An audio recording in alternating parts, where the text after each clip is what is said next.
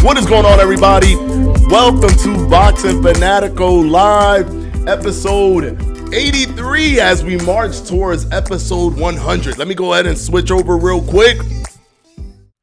What is going on, everybody? Thank you for showing up. Love it, love to see it. Of course, we got to start off with the man, the myth, the legend. Came in number one commenter today, Hashim47. Let's also start off with Michael Buffer right quick. Ladies and gentlemen, to start the show.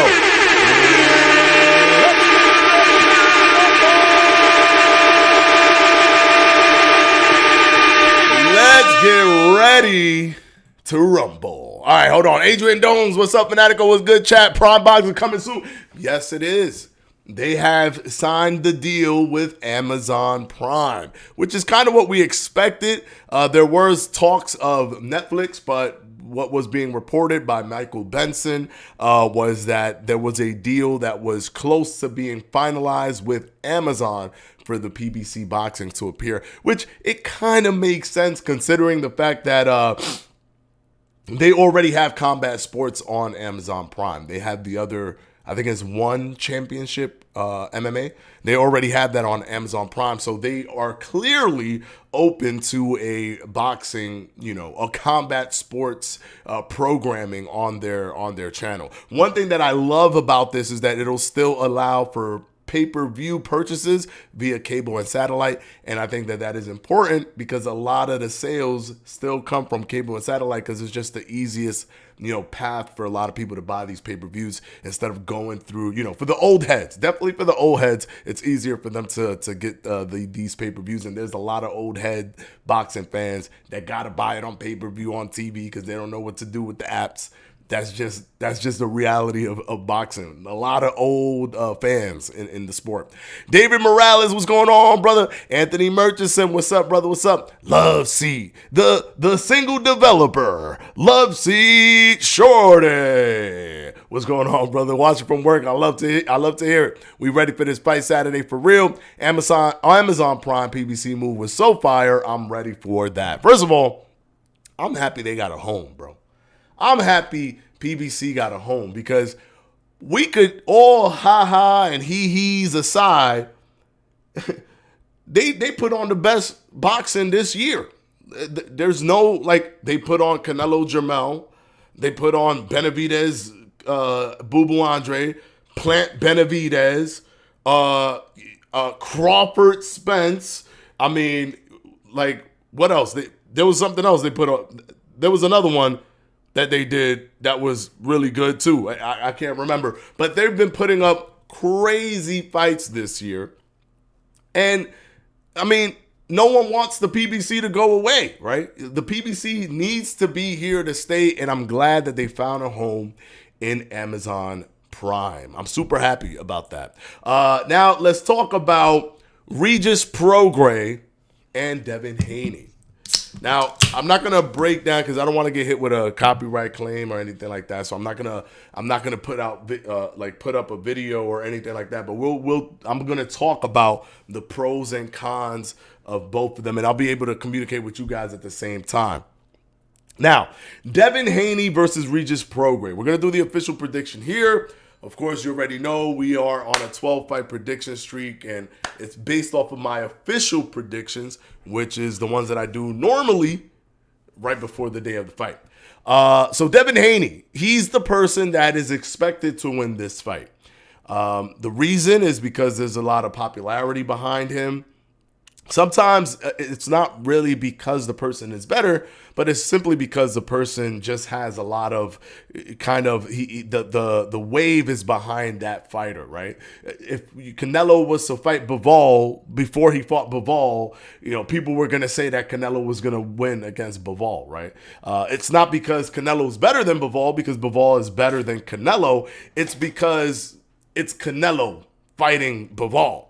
I think this is the same situation with Devin Haney fighting Regis Prograis, where the real reason why Devin Haney is the betting favorite is because he's Devin Haney, and not so much because it is a given that he would beat Regis Prograis. Regis Prograis is one of those old school type fighters, a very rare style that you don't really see anymore, where they use a lot of head slips and head movements and jerky movements and a very loose, almost a super loose kind of Philly shell, kind of half Philly shell, half not Philly shell, to kind of push your punches away, slip, and counter, right? And he loves to counter with those heavy shots. That's Regis Prograis' bread and butter. Is he a boxer, a tactical boxer in the traditional sense? No, he isn't. I would probably categorize him as a boxer puncher. He wants to get you out of there. He wants to land big shots, but he's going to do it intelligently. He's not just going to wing it out there. He's not going to try to go tit for tat. It could end up being tit for tat, but he's trying to set up shots by getting into a good position, slipping, and throwing his left hand. Now, he is a southpaw. This is an important thing. He's a southpaw. Devin Haney just came off of fighting Lomachenko, who's also a southpaw. But Lomachenko and Regis Prograis have completely different styles, right? Now, Devin Haney's best weapon, and his weapon that everyone knows is his best weapon, is not even a secret, is Devin Haney's jab. His ability to keep you at the end of his jab is where he works the best. And unfortunately for Regis Prograis, he doesn't have much of a reach. He has a small reach, which gives him good leverage for punching power, but he has to get into a certain distance before he could take off.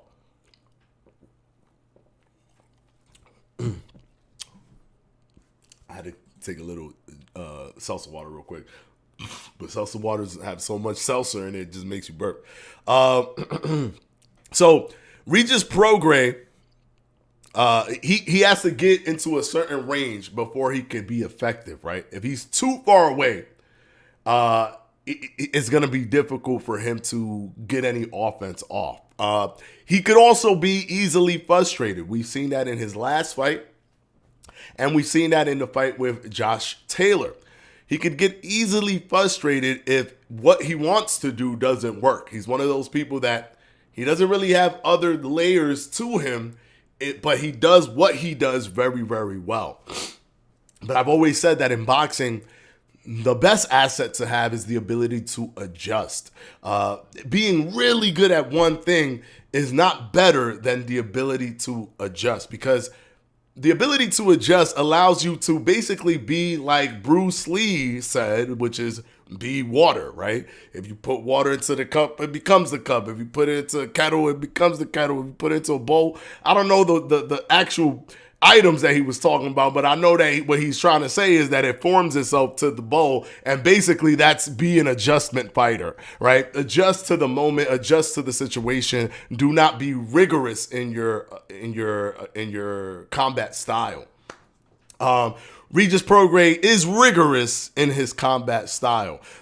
Again, it doesn't mean that he's not a good fighter. A lot of people take this and say, oh, you're trying to call him one-dimensional. By no means am I calling him one-dimensional. What I'm saying is he's one of those fighters, kind of like Manny Pacquiao. Reminds me of Manny Pacquiao, where the thing that they do it very well. They do it incredibly, incredibly well. But if somebody kind of trumps what they're doing, it's very difficult for them to find other avenues of success other than doing the really good thing that the thing that they're really good at doing.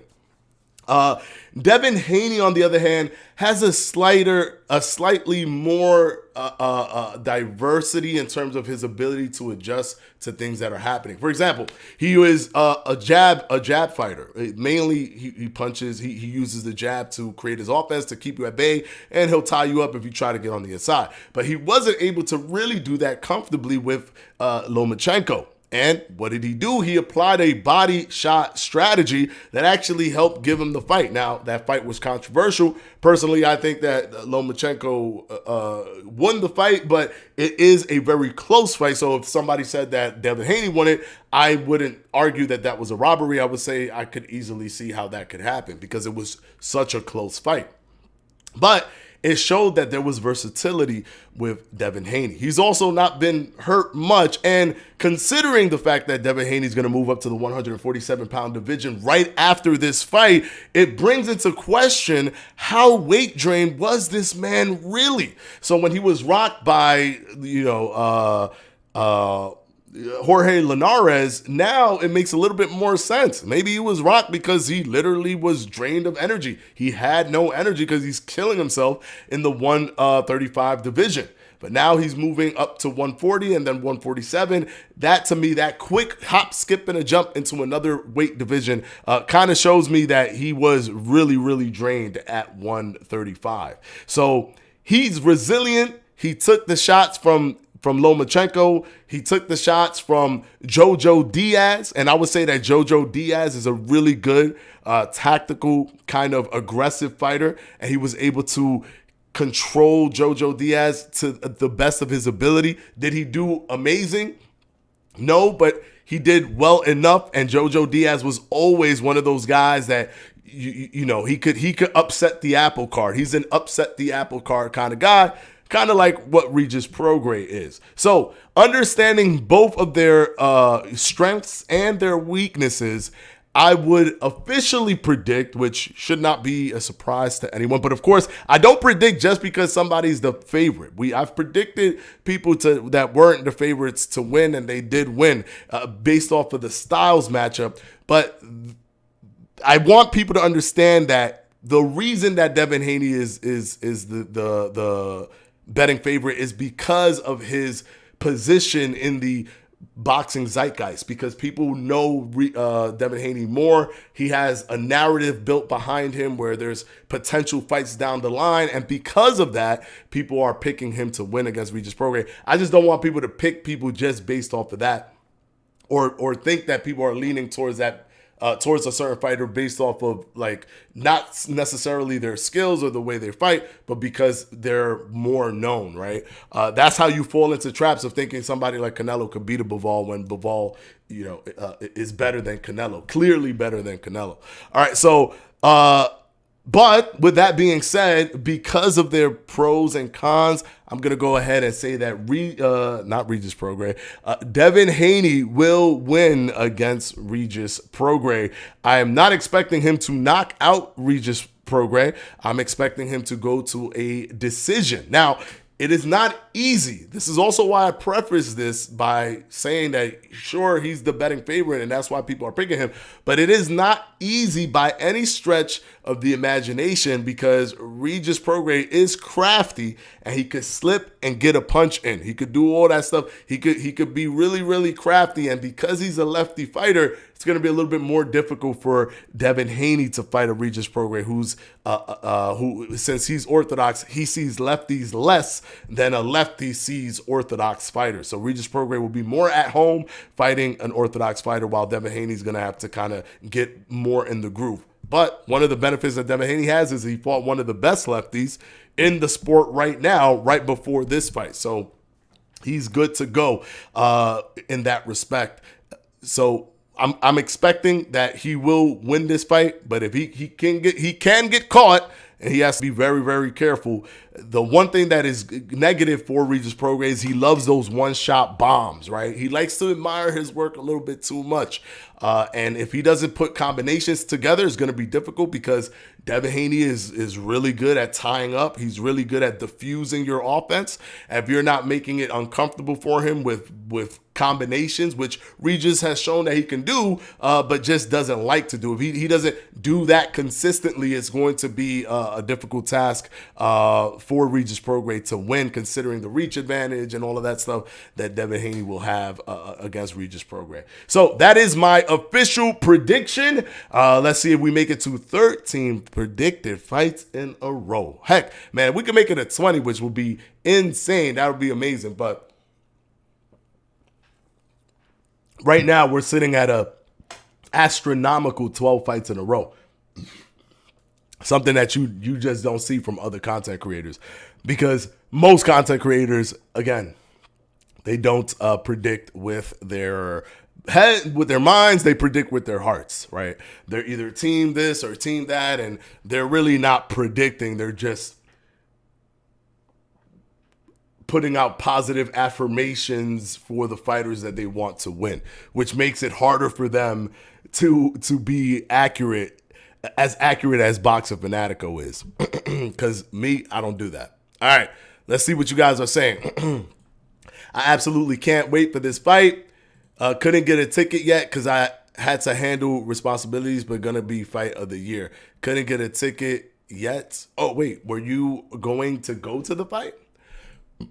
I feel like Regis is going to pull off the upset. I feel like Devin not taking him seriously. I do think that Devin Haney is taking him seriously, but I do also think that Regis has the tool, the capabilities to pull off the upset. It is not going to be easy. It won't be easy for sure.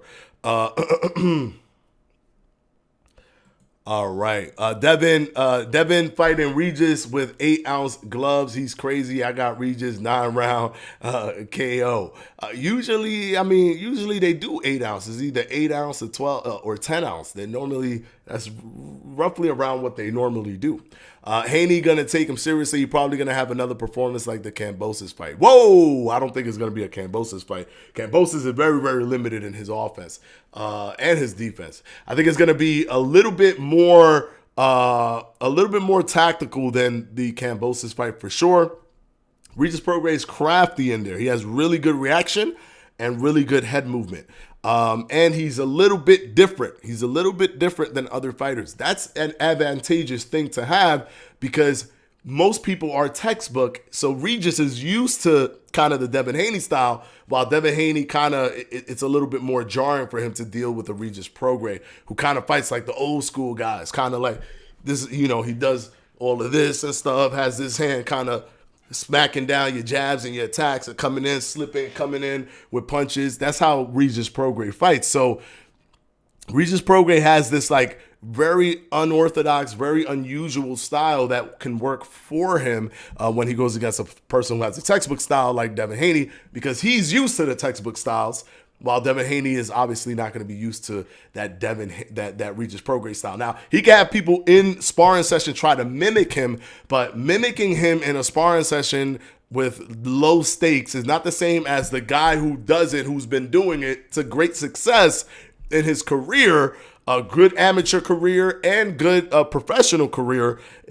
Is in under the bright lights. It's not the same situation. It's not the same situation. So I definitely do think that there is an edge there that he can carry with him into the fight, but I don't know if it's going to be enough. But I do think that this will create some problems for Devin Haney. But if Devin Haney is able to use his jab effectively, which he wasn't able to do against Lomachenko, but still found a way to win with the body shots.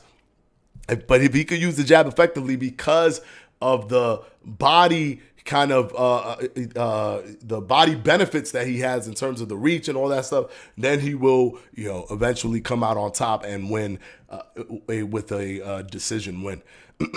Big Z, bro, what's going on? Fanatico, you think Haney got this one? Yes, I'm gonna go with Haney.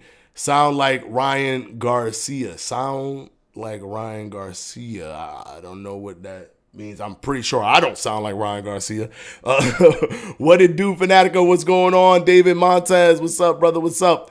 I'm trying to catch up. Hold on. Who would win, Tank, Devin, or Haney? Oh, who would win between Tank, Tank, and Devin Haney? I have Tank winning right now. Actually, I would probably say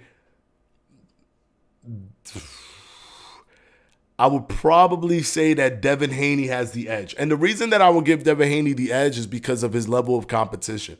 He's shown to be able to be successful under the level of competition of a Jojo Diaz, a Lomachenko, and I don't think that Tank has fought those type of guys. Ryan Garcia, in my opinion, is not one of those type of guys. So I would say that right now I would have Devin Haney winning. Obviously, it was not an official prediction yet because I don't really do an official prediction until right when they're gonna fight, so I can analyze it closely and see things and puzzle piece them together to see what's the most likely scenario. But if I was to say right now, if you put a gun to my head and say, well, who's gonna win between them two, I would have to be honest and say I think Devin Haney would do it because Devin Haney has proven himself more than Tank Davis. But Tank is the more popular person. Like, well, again, guys, don't get caught up on who's more popular and who's not more popular. Canelo was way more popular than Bivol, and Bivol still beat Canelo. It's not about a popularity contest. It's about who could actually win. Upsets happen all the time, right? Nobody thought Mike Tyson was going to beat Buster Douglas. I mean, nobody thought Buster Douglas was going to beat Mike Tyson. Let's see. So Haney wants boots for IBF. Haney wants boots. I mean, what else is he going to be choosing, right? If he goes up to 147, what else would he he won't have any options. If Crawford says, oh, you coming up to 147, word? Okay, let me stay here. And let me keep the belts, which is his prerogative. He's not lost any of the belts except the IBF belt. Then Haney would have to make a decision. He would have to make a decision. And he can't really go in there, tuning himself up because he went into 140 and went immediately for a title, which is pretty brave of him to go into 140 and immediately go for a title. But he will be going to 147 and he would have to select one of those two guys because they would carry all of the belts. It'll be either the WBC, the WBO, WBA from Crawford, or the IBF from Boots Ennis, Jerron Boots Ennis. So, which one is he gonna pick? They're both, to me, a disaster for him. But I think he's safer if he picked Boots over Crawford. Obviously, Crawford is way too seasoned for Devin Haney to try to pick him off. If I was Devin Haney, I would, if I had to pick up from the two, I would pick Boots Ennis, but he's going to be in a dangerous fight no matter what. He'd be brain dead if he chooses Crawford. Yeah, 100%, 100%. Like we said, he can't be doing that. You know what I'm saying? He can't be doing that. Haney by Snooze Fest, unanimous decision. He will KO the crowd, though. Hey, the crowd's going to be KO. I thought Devin Haney's last fight was very entertaining, his fight with Lomachenko. But I don't know if it was entertaining because Lomachenko made it entertaining or it was entertaining because they were both kind of fighting each other. And there was a little bit of a war of attrition there with Devin Haney where he was deciding to get in the trenches with Lomachenko, which was cool. And he was able to, get some body shots in, and then that won him the fight. Split decision, Haney for sure. I don't know if I would say split. I think it might be a unanimous decision, but we'll have to wait and see. I agree, split. At this point, it's like Crawford chose me and my pride said yes. At this point, it's like Crawford chose me and my pride said yes. I am so confused by everything It's Done here saying. I don't know what you're saying. I don't know, man. W prediction, thank you. Bias. Oh, wait. Hold up. You saying I'm biased against Regis Prograis? Is that what you're saying? Or are you wait, hold on. You're not biased. That's why you be my fault.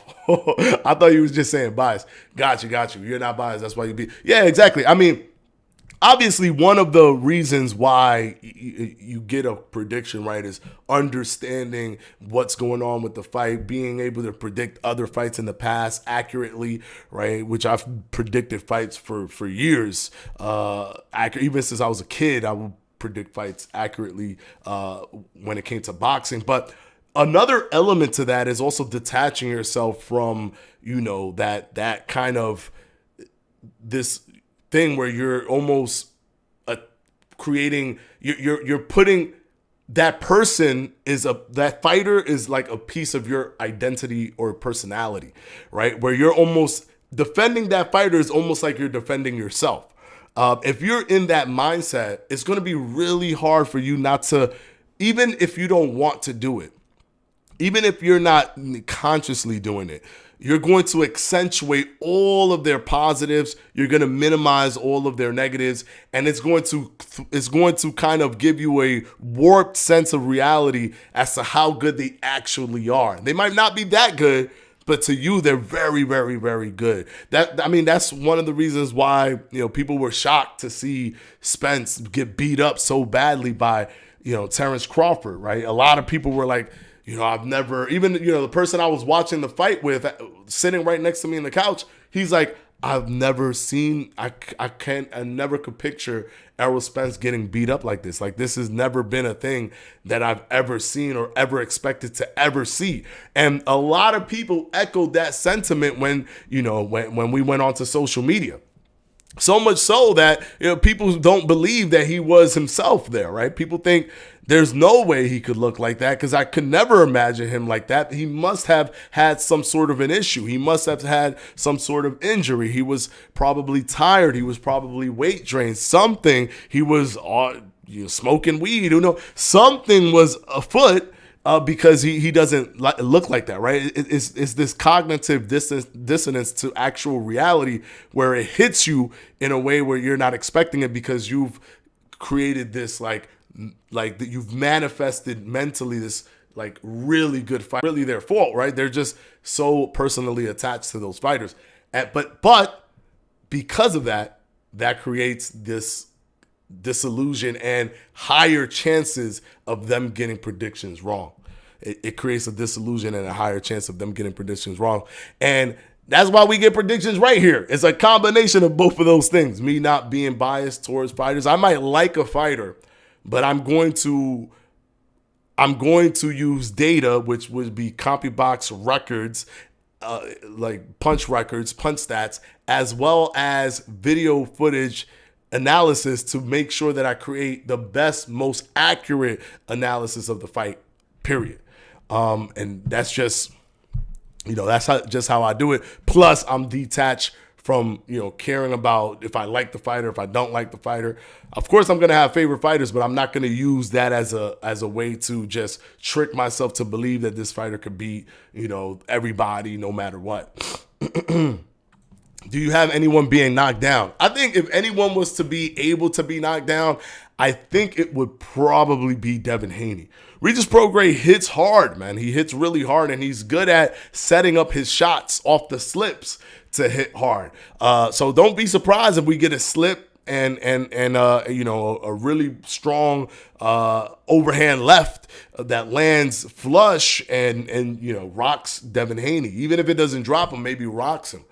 Don't be surprised. I don't think Devin Haney has enough power, or not so much that he doesn't have enough power, but he doesn't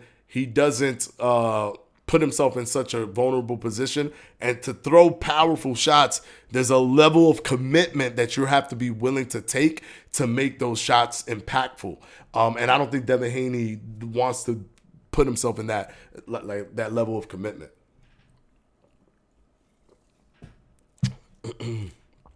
Nobody beats Haney or Shakur or Davis. They're the best in the world in boxing. Nobody beats Haney, Shakur, or Davis. Okay, so I think there are people that could beat Haney and Davis. I think Shakur is really, really good. Very, very good. Haney, I think of the three, Davis is the weakest link, but he's the most popular one, so it throws people off. I think then Haney is second, and then Shakur is first. I think Shakur is probably, from them three, Shakur is the best one. Will Shakur meet his match against somebody? That's a possibility, but I think Shakur has such a mastered base level system of attack in terms of his combat skills and what he does, that it'll be very, very, very, very, very, very difficult, for somebody to overtake Shakur Stevenson or outsmart Shakur Stevenson. Devin Haney, there have been moments where you could see that there's, like a chink in his armor, right? Like you could tell that there are ways that people can get on the inside. The Lomachenko fight, for example. The Jojo Diaz fight is also another one. The Linares fight, right? That's another one. So there is things there as well with Davis too, right? Davis gets hit a lot, although his strategy is that he's very confident in his one-punch knockout power, that he's willing to take a few shots here and there as he's strategizing in his mind what shot he's going to actually land based off of all of your attacks, the way you react to everything. That's how Tank Davis responds. But I think of the three, they're very good. They're one of the best in the world. I want to say they're the best in the world. I think I would put somebody like a Crawford above them. I'll put like a Usyk above them. I'll put a lot of people above them, honestly. I think of these guys here, I would only have Haney and Shakur on top 10 pound for pound. I wouldn't have Tank on. Tank is not on my pound for pound list.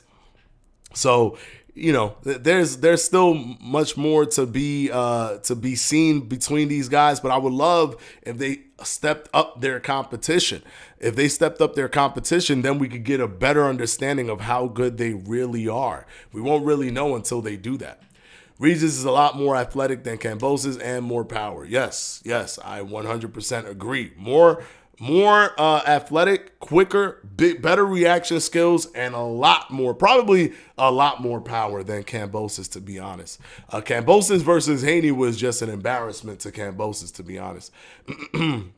Yeah, I need to see more film from Regis then, because I feel like the jab is going to be useful for Haney in this fight. Yeah, and the way Regis uses his jab, he loves to throw that stiff jab. He loves to throw that really stiff, boom, jab, where he's not throwing a jab so much all the time to set up another punch. The jab is the punch, right? Because he just loves to hurt. He loves to hurt. He's one of those guys. He has that Mike Tyson mentality. He just loves to hurt. So, and Crawford, same thing, Crawford mentality, where they love to hurt. They have that mean, that kind of that mean streak in them. So he'll throw those hard pop jabs, like really boom. Like it's not just throwing it out there to create offense, right? It's just the jab is the offense. He wants to hurt you with that jab. So Devin Haney's gonna have to be very, very careful going against Regis Prograis when Regis Prograis is a lefty, right? It's going to be he's going to have to be very careful because they're going to be clashing.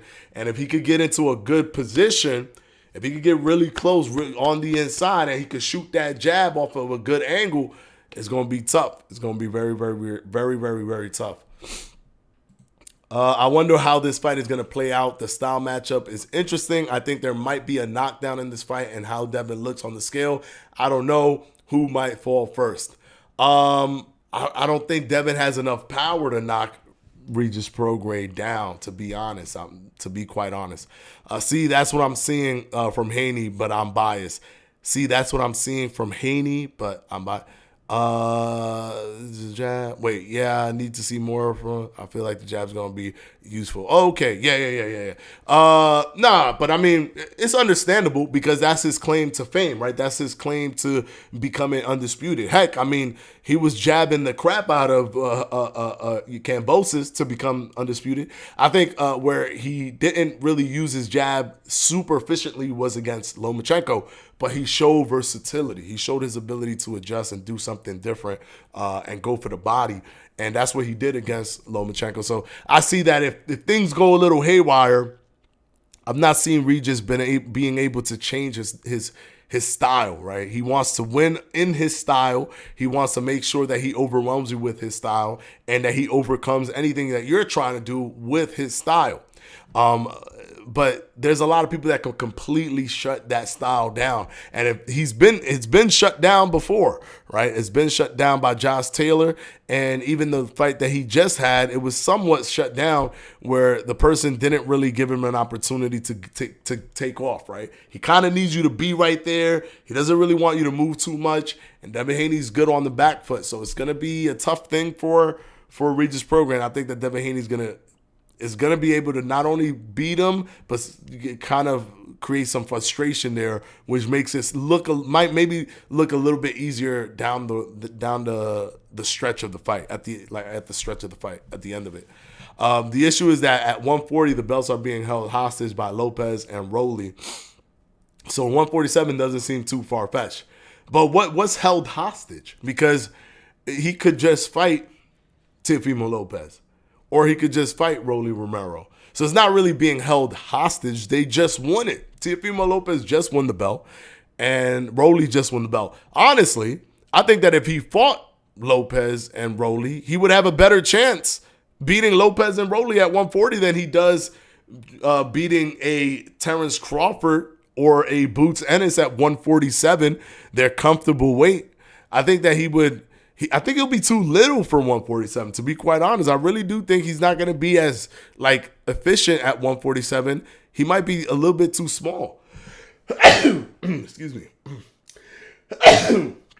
He might be a little bit too small for 147. But that's what he said he was going to do. That's the quote that nobody talked about. Only I talked about it. ESPN got that quote, and then ESPN tweeted it, and only tweeted that he said he's going to move up.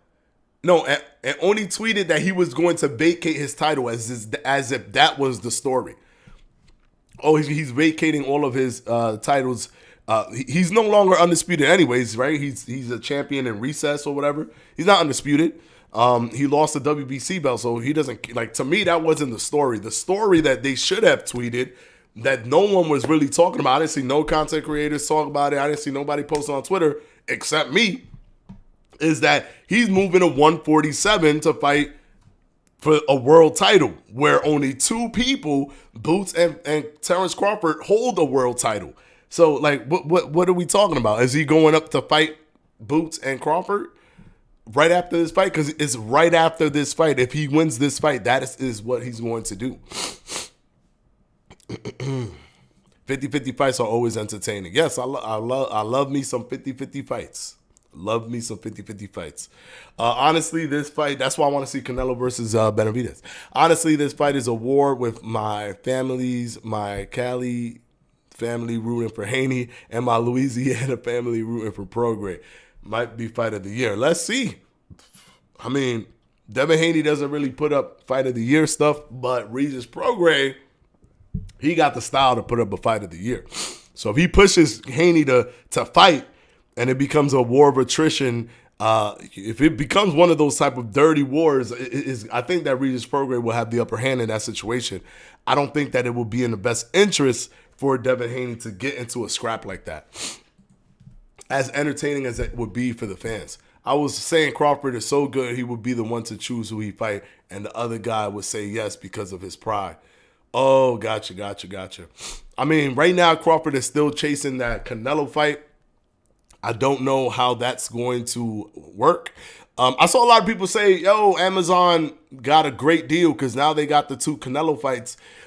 You guys do understand that Showtime still kept the two Canelo fights, right? So Canelo will still be fighting on Showtime pay-per-view because they paid him $100 million plus or whatever to do that 3-fight deal. So Showtime cut PBC, but that Canelo fight in May and in September, they're still holding on to that. So unfortunately, no, Amazon Prime does not have the Canelo the remaining 2 fights in the 2-fight deal, because that was a Showtime acquisition, right? With PBC. PBC and Showtime together did that Canelo acquisition for 3 fights.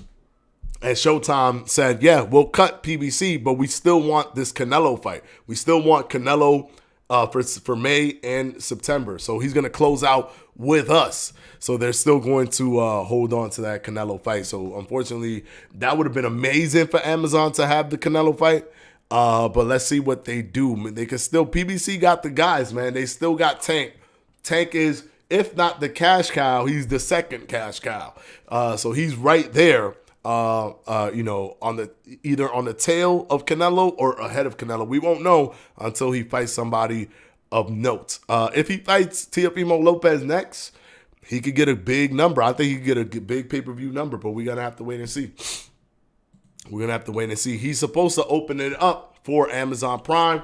So let's see what he does. Let's see what he does. Hopefully, if you're a Prime member, the pay-per-view doesn't have to be astronomical, but let's see what they do.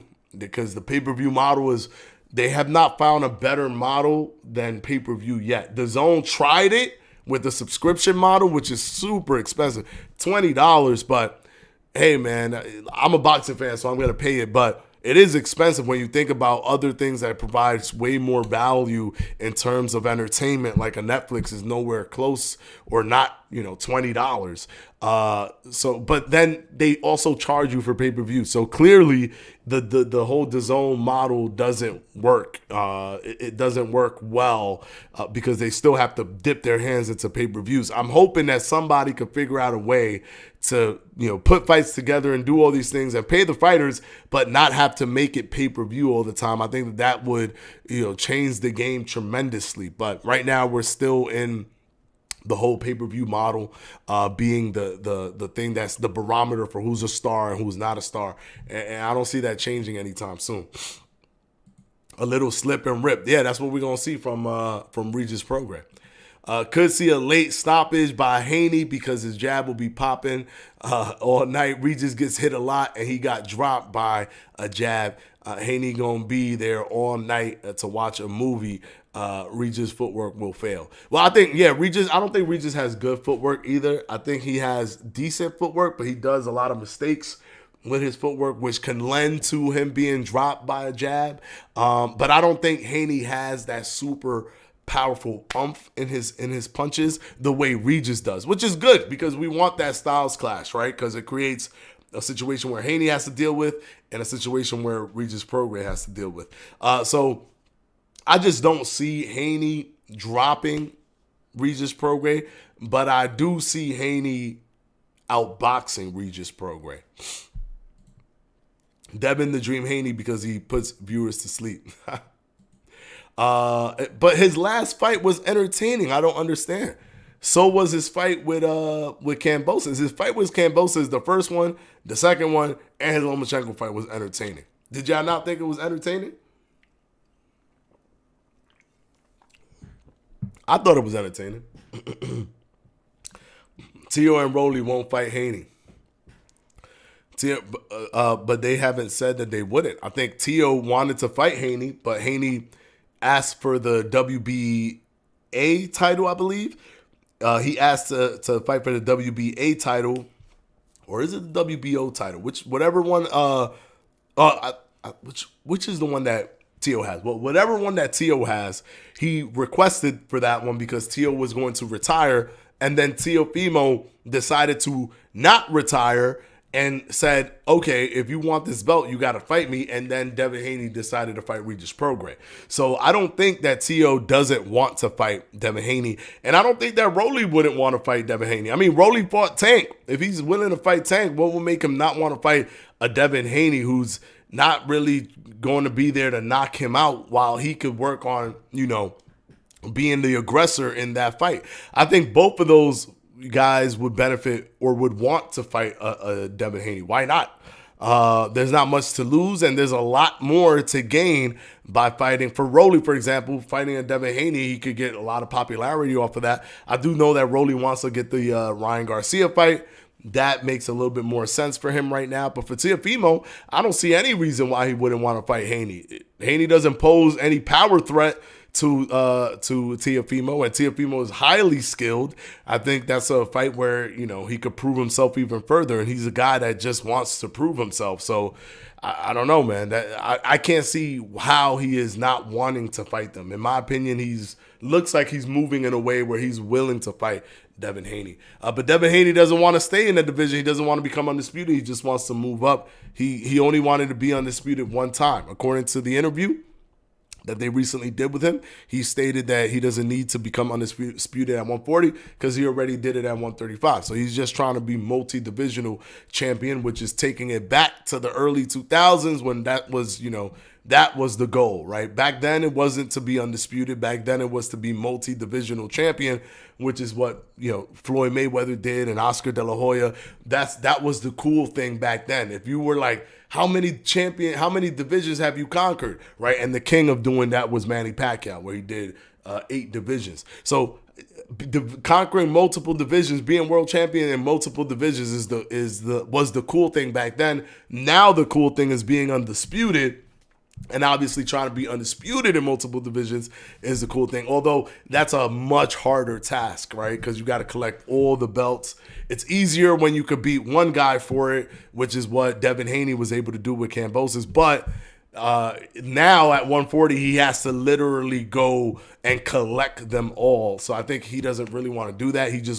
He became undisputed more because of the opportunity was there, not so much because that's what he wanted to do. I think he's more focused on being multi-divisional champion. But I don't think after 147 he could go any further. I mean, 154 is impossible to me. I can't even imagine 154 unless he's really, truly killing himself at 135 or was truly killing himself at 135. Devin Haney did whoop Kambosos, though, at a lower weight class. He might have some of that 140 power. Yeah, he whooped him, but he ain't never really fully hurt him. So, I mean, I don't know, man. I don't see him being. I mean, he's knocked people out, but I don't know if he has enough power for somebody like a Regis Prograis. But he might surprise us, and throw some good power shots. He doesn't like to commit so much, and if he decides to commit, that's when we could see him be able to pull off those kind of like big bombs, like what a Regis Prograis does. But he's not comfortable doing that. And Regis Prograis is in his element doing that. So that's why if I'm going to see a knockdown, I'm picturing a knockdown, I picture Devin Haney being knocked down over Regis Prograis. What do you think about Ryan and Barrios fight? Ryan and Barrios fight? You're talking about Ryan and Mario Barrios both fighting each other? I think that'd be okay. I would prefer Ryan versus Rolly, because there's history there. It allows for Ryan Garcia to be a world champion, right? Because Rolly is a world champion. I think that that's the fight that makes the most sense to me for Ryan if he wants to sell. I don't know if a Mario Barrios fight with Ryan will sell well. I think a Rolly and Ryan fight will sell much better. And Ryan's also like concerning me with his weight. It seems like he's also having trouble making weight. The dude was at 135, now he's at 140, and he's still having trouble making 140. So let's see what happens down the line with him, but we're gonna have to wait and see. But for me personally, I would prefer to see him fight Rolly Romero, not so much Mario Barrios. But Regis does really want to hurt Devin, and he's very capable. He's really good. That's his style, right? His style is slip and catch. And by catch, I mean like catch you with a powerful shot. That's what he loves to do. He even throws powerful jabs because he wants to hit you with those one-shot pops. And he's good at getting you to commit to throw something so that he could slip and then counter. So how effective is that going to be with somebody who doesn't get into the range that he wants them to get into? That's gonna be the barometer, the test for Devin Haney. Is he able to keep himself at a safe distance and stay consistent throughout the fight at that safe distance and applying his offense without being goaded into doing something that Regis wants him to do so that Regis can counter? Because Regis loves to counter. That's one of his favorite things. This is the thing, man. This is the thing this man is chasing for glory. And I'm a Haney fan, but I see no reality where he beats Bruce or Crawford. It's very difficult for me to see it. I obviously have to analyze the fights and everything like that, but it is shocking to know that that's what he wants to do because it is truly him testing himself. I used to think that he didn't want to fight Shakur, and maybe there's a little bit of truth to that. But maybe it's because there's a mixture of Shakur being good and him being drained at that weight. There's probably a mixture of those two things. And I never really bought into that until he decided to tell us that after this fight, he's going to 147 to win a world title. It really brings into question to me how much trouble he was having. How much trouble did he really have? He must have really had a lot of trouble at 135 if he could so confidently move from 140 to 147 just like that, right? And there's no way that you're going to make me believe that he wants to go to 147 because he thinks it's an easier route. Because at 147, you have Crawford and Boots. That's it. Those are the only two title holders. It's much safer to fight a Rolly at 140. So it makes me believe that he truly has, like, he's been killing himself to be at 135 for a long time. And now that he's at 140, it doesn't even feel like enough. Like he needs more. He needs to gain more or have more weight on him. So that actually opened my eyes and it showed me that it gave me a lot more respect for Devin Haney, because it's like, wow, he's gonna go up. He's gonna go up to 147, and that's just like, you're fighting monsters there. Like there's monsters at 147 that you have to deal with. And these monsters are the only two that have a belt. And you want to not just move to 147. You don't want to just fight there. He clearly said he's going to move to 147 and fight for a world title to become a 3-division champion, which is a dream of his. That's what he said.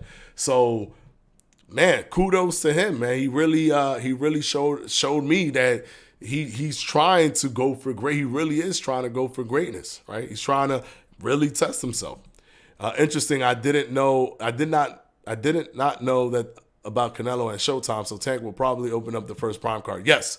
So yes, Showtime still has the Canelo fight. They never gave up the Canelo fight. So we will still see Showtime pay-per-view next year in May and September, but only for Canelo Alvarez.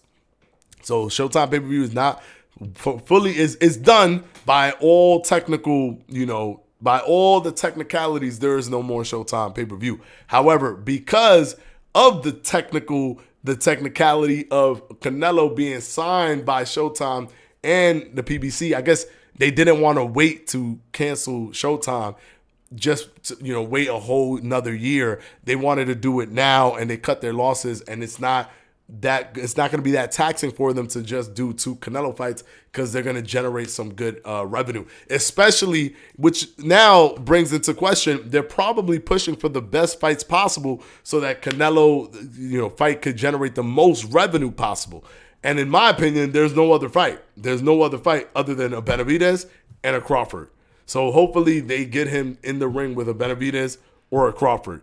It's looking like it could be Crawford first and then Benavidez last, or it could be Benavidez first and then Crawford last. But we'll have to wait and see what he does. I hope. I would love for it to be Benavidez first, right? Because Crawford could upset the apple cart. I would much rather he fights Benavidez. If he wins, then he could fight because Canelo losing to Crawford is incredibly damaging, right? Because him losing to Bivol, a lot of people chalked it up to, he only lost because the guy Bivol's big. Even though Bivol didn't really use his size to win that fight, he outboxed Canelo. But I digress. I'm not going to say much about that, because I know that a lot of people are really touchy-feely about that, because they really think that he won because of his size, but he didn't go out there and rock Canelo or try to knock him out or hold him or put his weight on him. He was barely on him. He was just outboxing him the whole time. But people use that and say, he lost because he's big, right? People still say that. What do you say when a guy has to jump 3 divisions? 2 divisions, whatever. 150 from 154. Let's say it's from 154. The guy has to jump 2 divisions to fight you, and then somehow still beats you. I think that's much riskier for the brand of Canelo Alvarez. And if he fights Canelo, then that Benavidez fight is not as enticing. But they might be thinking, well, he probably is going to beat Crawford, so let's make the Benavidez fight even more enticing. And let's have him just get the Crawford fight out of the way and then close it out with the Benavidez fight. That is possible.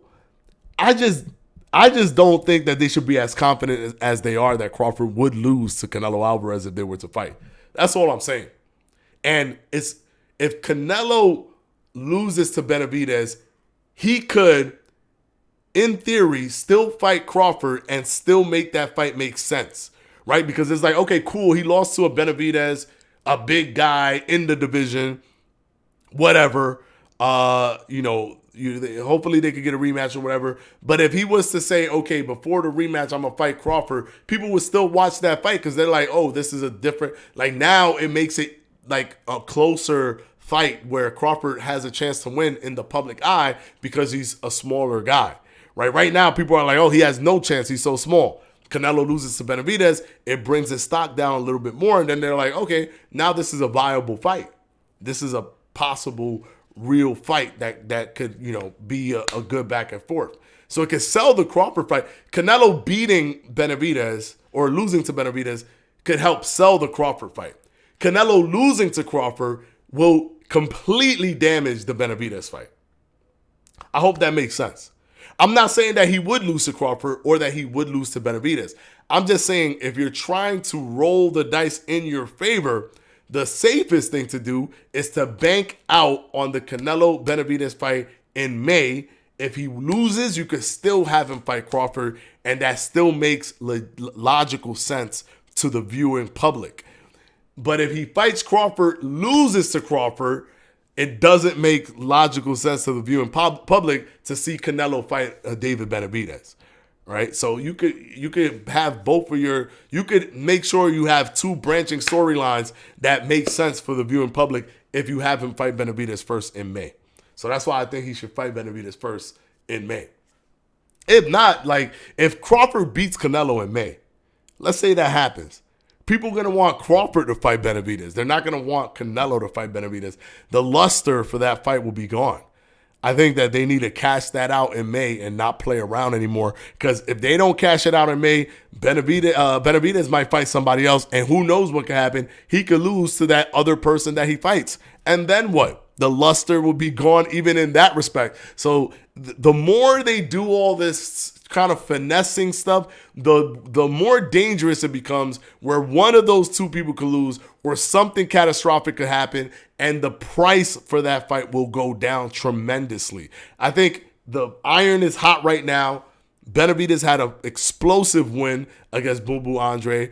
It's entertaining, even though not a lot of people bought it. A lot of people heard about it after the fact. So that image, people didn't know that that's what he was going to do, right? The normal casual public, they didn't know that that's what he was going to do. He did that. Now that's highlights, that's things that people are showing, that's something that people are talking about. And then he's going to fight Canelo, who's the cash cow. That can heighten the fight.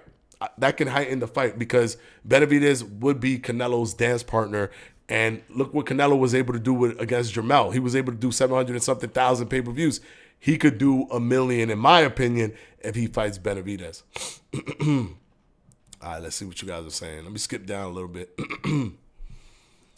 Yeah, I wish I could just pay for the pay-per-view, but the Zone wants you to pay for the subscription as well. Yeah, they want you to pay the subscription and the pay-per-view. And sometimes the pay-per-view be mad high, too. It's like, damn, bro, like the subscription should be able to chop some money off of the pay-per-view. But sometimes that's not the case, right? Like I want to pay $59.99 instead of $89.99, but they be making it still $89.99 somehow. So I don't know. Regis got some decent footwork.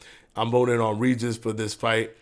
Haney is just cocky, but I think Haney will outbox Regis. You're voting, okay, you're hoping that Regis is going to win, but you think that Haney's going to outbox him. Yeah, I mean, it's probably going to be the case that Haney is going to outbox him.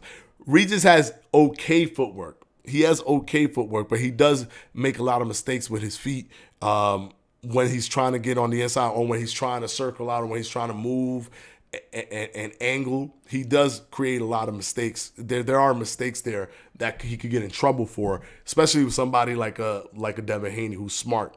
He's smart. He's paying attention to things that you're doing at all times. My bad. I missed the live. I've been preparing for a funeral tomorrow. Yo, brother, man, don't worry about the live, bro. Prepare for the funeral ASAP TV. That's more important. So if you're not here, for like, we understand, bro. Don't worry about it. We understand. And hopefully everything's okay with you considering the situation. Haney will make big mistakes. Big statement this fight. The world forget Haney getting stronger. He naturally feel good at 140. His plan always was to be great, go up in weight. Haney smart, Regis a one-trick pony. Yeah, I mean, Haney, like I said, what you're saying is, I agree. Haney has more things that he can do, while Regis is really good at what he does, but he only does that one thing, and he really can't adjust. He wasn't able to adjust in his last fight and wasn't able to adjust against Josh Taylor. So, yeah, I believe that this is the case. Can Regis Prograis' thing that he does overwhelm Devin Haney enough where Devin Haney can't create a legitimate adjustment to it? That's a possibility, and we're going to have to wait and see if that's what happens. But again, I do agree with this statement. I'm also leaning towards Devin Haney, which is why the official prediction is that Devin Haney will win by decision. I got Haney winning by unanimous decision. All right. Haney will work Regis. He will get frustrated and tired. Haney turns into a lion. Let's see. Inside the square circle with King Judah. What's up, bro? We haven't seen you in here in a minute. What's good, Fanatico? Devin chasing greatness and gets a lot of hate in the process. I don't know why he gets hate, man. One thing that really won me over by Devin Haney, that really won my heart, was him saying that he wants to go to 147 after this fight. That's just an unbelievably difficult thing for anybody to do, to hop, skip, and jump into a weight class that's full of tigers, right? And he's willing to do that. And I think that that's just an impressive thing. That really won me over with Devin Haney. So, people are gonna hate people and not like them and stuff for whatever reason. But I do think that Devin Haney's proven himself time and time again. I mean, he beat Lomachenko. He became undisputed and then defended it against Lomachenko, which he did not have to do. He could have technically just moved up to 140 after that, after he defended it against Kambosos in the rematch. But he didn't. He wanted to feel more legitimate. He wanted to feel more like a legitimate champion. And I think, Lomachenko was technically the person that collected basically all of the belts, the only minus the WBA, and Teofimo took it, gave it to Kambosos when he lost, and then Devin Haney beat the guy that collected all of the belts. So I think that legitimized Devin Haney, in my opinion. And then now he's moving to 140. He's fighting Regis Prograis. That's not an easy thing to do. That's not easy, right? He could have fought a Rolly Romero. He could have done that, but he didn't do that. I think Teofimo would have been the better choice in terms of difficulty, but Regis Prograis is still difficult. And then after that, he's moving to 147. You can't really take it from. You can't really knock him. You can't really take it away from this dude. A kid that became undisputed, the youngest undisputed in history, and then going up to 147, which I can't even picture how that's going to work, but that's what he wants to do. Kudos to him. To me, he won me over when he did that. I truly thought that there's something weird going on. Maybe he doesn't want to fight Shakur, but going to 147 told me two things. It told me that he probably was really weight drained at 135, and on top of all of that, he's going to the 147 division where there's a Crawford and there's a Boots. And those are the only two champions, and he's trying to be a 3-division champ. He got to go through one of those guys. So to me, that's very impressive that that's his plan. Cinco de Mayo Benavidez fight just makes too much sense. Yeah, 100%. Thank you. My homeboy gets mad at me to this day when I say Bivol simply outboxed Canelo and the size he had. Yeah, I tell that to people all the time. People get really, they want it to be like, no. Let's just try to not think of any of his losses like legitimate. Like that way I could always feel that he's the best or whatever. But it's like, just give credit where credit is due, man. Like, okay, he's proving himself at 168, but he's gone up to light heavyweight before, right? He's gone up there. He's fought Kovalev and beat him, and Kovalev was the crusher. Although he was a little bit past his prime at that time, he was still the crusher, and he ended up knocking him out. Right? He had enough power to knock out somebody that people can't really knock out. So he did his thing. He went back up there with a guy that's smaller than Kovalev, and he Bivol is a small light heavyweight. He's not really that he's a small light heavyweight, and he still was able to outbox Canelo, and he wasn't putting his weight. He wasn't doing any of that stuff. He wasn't hitting him with power shots. He was just tagging him and being smarter than Canelo in the ring. So really, Canelo just got outboxed by Bivol. It could have happened in any weight. he got outboxed. I highly recommend he does not do the rematch because it will be a waste of time, in my opinion. Late as hell, but heard Crawford and Canelo, even though I think Canelo destroyed Bud at 168, I'd much rather see that spectacle over a Munguia fight. 100%. Munguia needs to focus on Berlanga or Pacheco. I agree. I agree. All right, guys. I'm going to go ahead and end it. We went about 4 minutes over, but, it is what it is. I'm still on the fence if I'm going to do a live stream tomorrow. But, of course, if I don't live stream, I'm always tweeting. Every round, I'm tweeting it on Twitter. So make sure to follow me. The link is down in the description. If you haven't followed me on Twitter, follow me on Twitter or X, whatever you want to call it, so that you get all the updates. I talk about boxing updates there. I talk about video game stuff there as well. If there's a boxing video game and things like that. We talking Grand Theft Auto, right? Because who doesn't want to play Grand Theft Auto? Everybody wants to play Grand Theft Auto. I don't want to hear it. Stop fronting like you don't want to play it. The trailer got literally 129 million views right now, breaking world records. Everybody is hyped for this game. So we all hyped, right? Everybody's hyped. So I might go live. If I go live, we hang out. It's all good. If I don't, I'll be, of course, like I said, on Twitter. But, of course, we always go live every Mondays, Wednesdays, and Fridays. I apologize for this Wednesday. I got my days mixed up. For some reason, and it was probably because the Grand Theft Auto trailer came out early. It threw me off. I thought the Video Game Awards was going to be yesterday. And I didn't want to stream against the Video Game Awards. I was like, there's going to be a lot of people watching that. I might as well just, let this day go and stream on Friday. I didn't know that I was completely wrong and the Video Game Awards was on Thursday.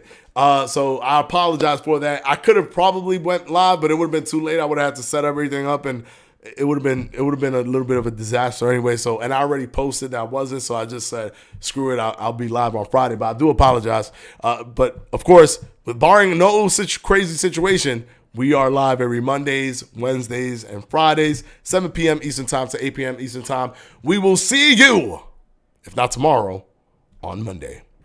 Hit the subscribe button, guys, and the like as you go on your way out because it helps the channel tremendously. People watch these videos on demand after the fact. All right, until the next one, guys, peace out.